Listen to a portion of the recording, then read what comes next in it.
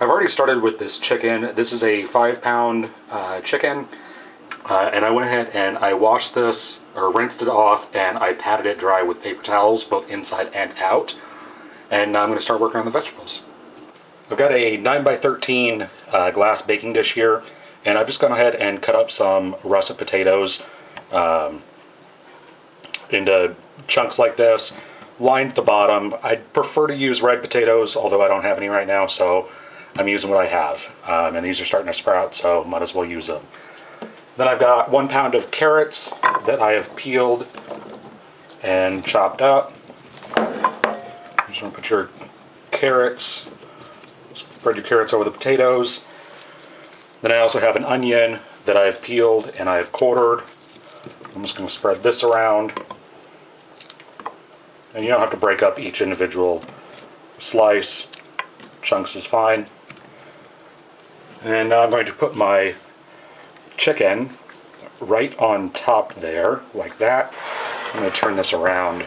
And before I start stuffing this bird, I'm going to liberally season the inside of this with salt.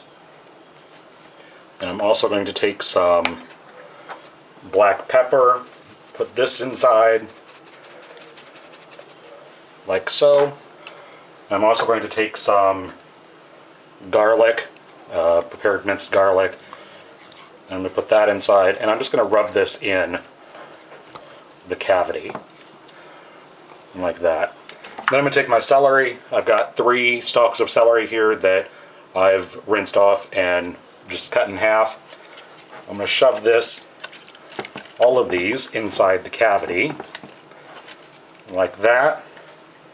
And I'm also going to take 2 sprigs of rosemary from my rosemary plant, and I'm going to stick that in. Now I'm going to, before I start dressing the outside, I'm going to take these wings and I'm going to tuck these wing tips back behind, like that. That way they don't burn. Just like that. And I'm going to tie this bird up.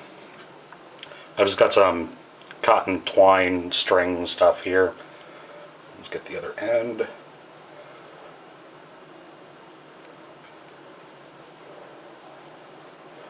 I'm just going to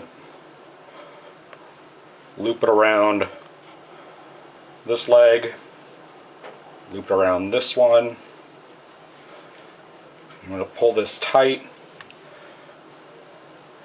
and wrap her legs up.